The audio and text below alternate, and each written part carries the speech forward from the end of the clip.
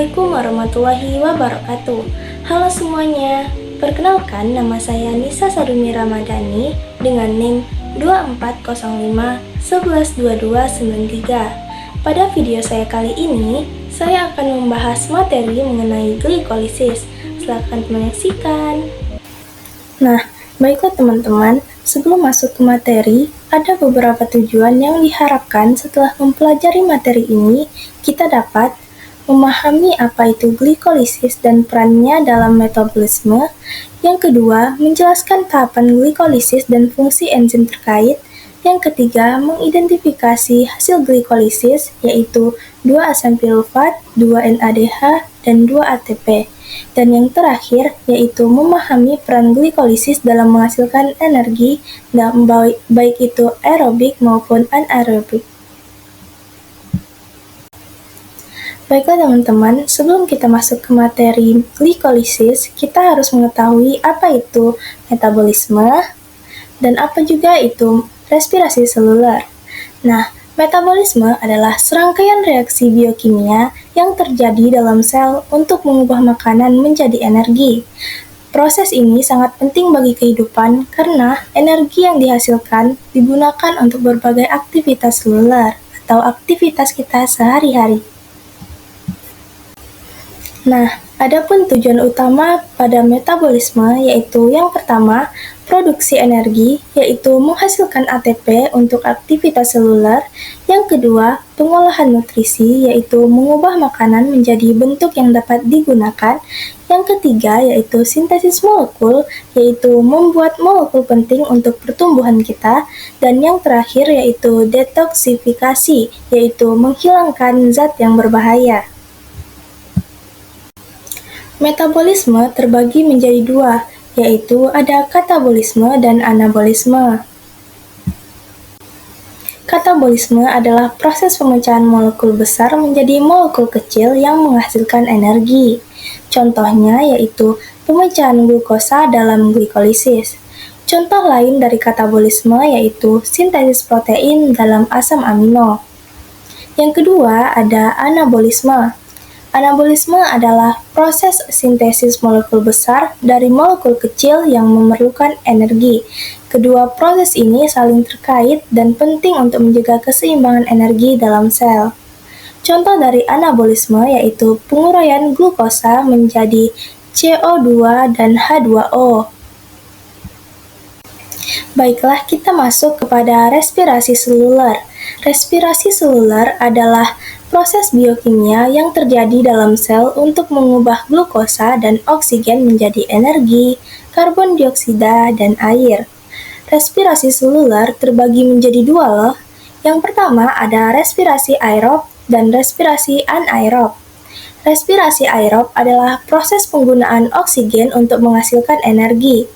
Respirasi aerob terjadi dalam mitokondria dan menghasilkan ATP atau adenosin trifosfat sebagai sumber energi. Dapat kita lihat mitokondria pada gambar. Dan yang kedua yaitu respirasi anaerob. Respirasi anaerob yaitu penggunaan energi tanpa oksigen. Terjadi pada sitoplasma dan menghasilkan ATP sebagai sumber energi.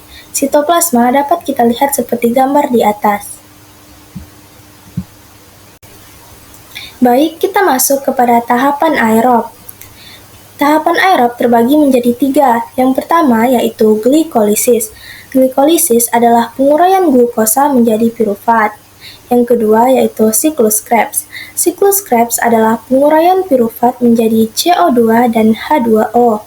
Dan yang terakhir yaitu fosforilasi oksidatif, yaitu penghasilan ATP dari NADH dan FADH2.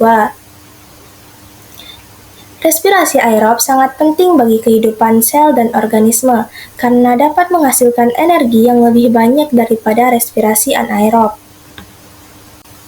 Baiklah, masuk kepada tahapan anaerob. Sama seperti tahapan aerob tadi, tahapan anaerob juga memiliki tahapan glikolisis, yaitu penguraian glukosa menjadi pirufat.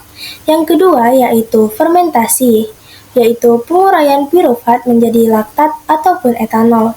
Respirasi anaerob sangat penting bagi kehidupan sel dan organisme karena dapat menghasilkan energi dan dalam kondisi yang tidak ada oksigen. Baiklah, kesimpulan dari proses respirasi aerob maupun anaerob sebelumnya dapat kita lihat pada tabel perbandingan berikut. Yang pertama, pada respirasi aerob itu prosesnya menggunakan oksigen, sedangkan proses anaerob tidak menggunakan oksigen.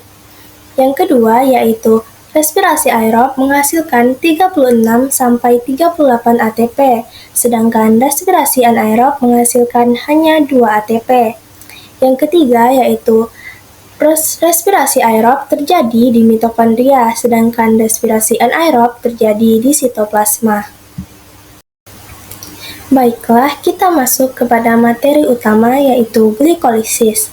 Glikolisis adalah jalur metabolik yang mengubah glukosa menjadi pirufat.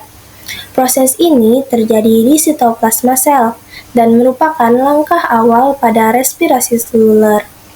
Proses ini menghasilkan energi dalam bentuk ATP dan juga menghasilkan NADH yang penting untuk proses selanjutnya, seperti dekarboksilasi oksidatif, siklus Krebs, dan juga transfer elektron. Baiklah, kita masuk kepada proses glikolisis. Seperti yang bisa kita lihat pada gambar, terdapat gambar proses glikolisis dan juga tahapan-tahapannya. Dari 10 tahapan, terbagi menjadi 2 fase, yaitu fase investasi energi dan juga fase produksi energi.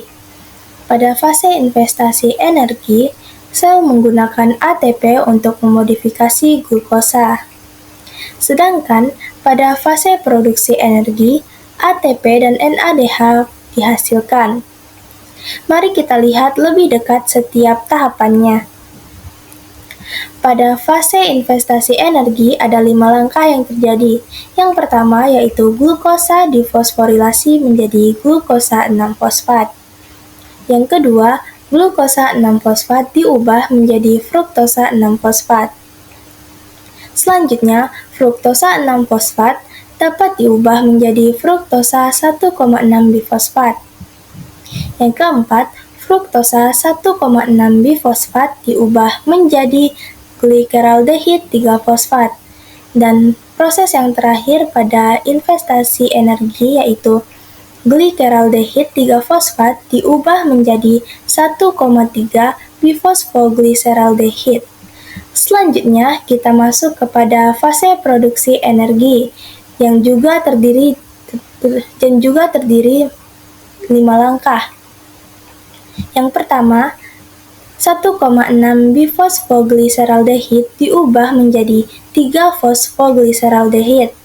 Selanjutnya, 3-fosfoglyceraldehid diubah menjadi fosfoenol pirufat. Fosfoenol pirufat dapat diubah menjadi pirufat. Dan juga pirufat dapat diubah menjadi laktat ataupun etanol. Dan proses yang terakhir yaitu ATP dan NADH pun dihasilkan sebagai produk sampingan.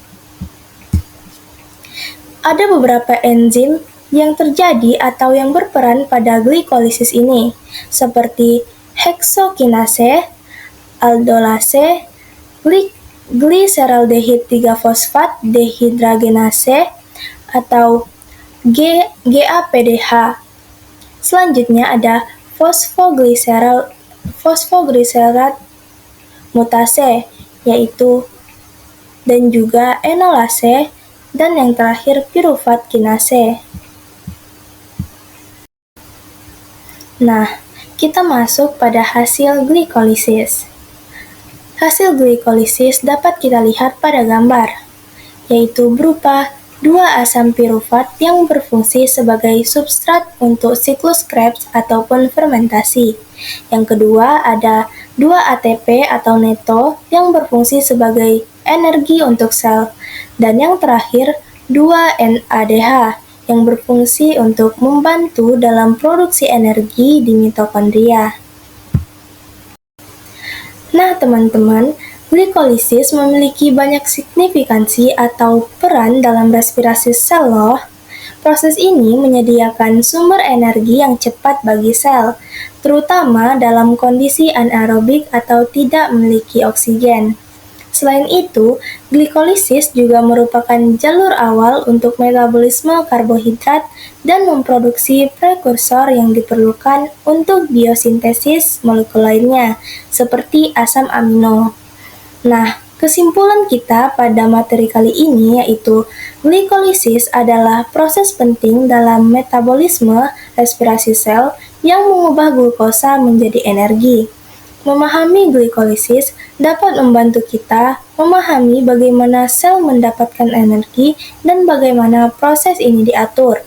Dengan pengetahuan ini, kita dapat lebih menghargai kompleksitas dan keindahan biokimia dalam kehidupan.